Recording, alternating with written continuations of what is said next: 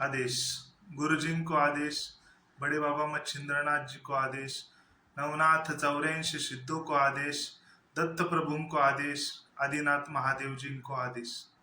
आदेश आदेश आदेश। आज मी तुम्हाला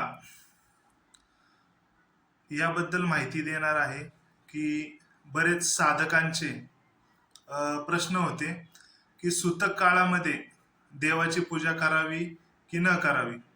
कारण की आपल्या घरामध्ये एखादा व्यक्ती मृत पावल्याने किंवा नातेवाईकांमध्ये एखादी व्यक्ती मृत पावल्याने तर माणसाला सूतक लागतं.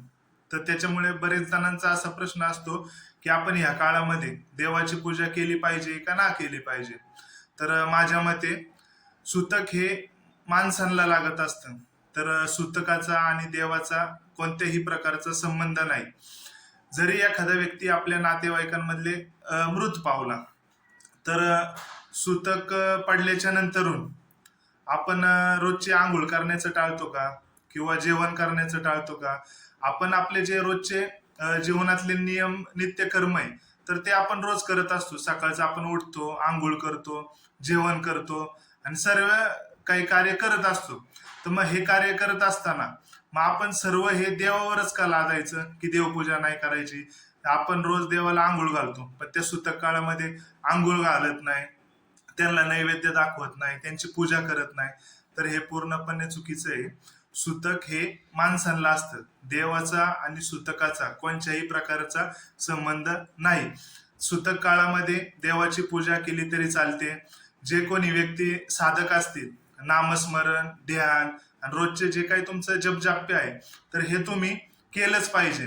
कारण की देव आपल्यापासून लांब राहू शकत नाही. आणि राहिला प्रश्न सूतकाचा, तर प्रत्येक माणसाची निर्मिती त्या परमेश्वरापासून होती आणि माणूस मेल्याच्या नंतरून त्याला पुन्हा परमेश्वराच्या घरीच जायचे, त्यांच्या चरणावरतीच लीन व्हायचे. तर त्यामुळे माणूस किंवा कोणतीही व्यक्ती मृत पावल्याने त्याच्या नातेवाईकांना म्हणजे सूतक लागतं पण देवाला सूतक लागत नाही. तर या सूतक काळामध्ये तुम्ही देवाची पूजा केली, जप केलं तरी चालतं. आता तसं पाहायला गेलं तर महादेव आपल्या सर्व सृष्टीतले जेवढे पण प्राणी, पशु, पक्षी जे काय असतील आणि माणूस, तर ह्या माणसांना महादेव हेच सांगतात की हे संसार पुरं ब्रह्मांड नश्वर आहे. हा एक ना दिवस संपणारच आहे. प्रत्येकाचा एक कालावधी आहे. त्याचा तो काळ पूर्ण झाल्याच्या नंतरून ह्या जगातील सर्व सृष्टीतली कोणती पण वस्तू असू द्या ती एक ना एक दिवस नष्ट होणार आहे. त्यामुळे महादेव स्मशानात राहतात. मेलेल्या व्यक्तीच्या अंगाची जे काही ते राख होती तर ते भस्म आपल्या पूर्ण संपूर्ण शरीराला लावतात.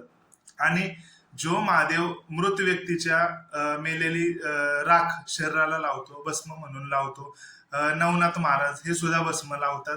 तर ह्याच्यावरून आपल्याला हेच कळतं की देवी देवतांना कोणत्याही प्रकारचं सूतक नसतं. कारण की माणसाची निर्मितीच त्या ईश्वरापासून आहे आणि व्यक्ती मृत पावल्याच्या नंतर पण त्यांच्या चरणावरती जाणार आहे. त्याच्यामुळं सूतक काळ जर असेल तर त्याच्यामध्ये तुम्ही जप करू शकता, नामस्मरण करू शकता, देवाची पूजाही करू शकता.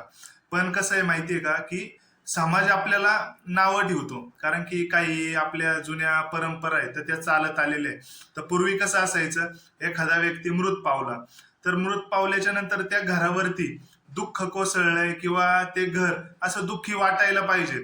त्याच्यामुळे ह्या सगळ्या क्रियाक्रम आहे की नाही का देवपूजा करायची नाही, जे कोणचे चांगले कर्म असेल तर ते केले नाही पाहिजे.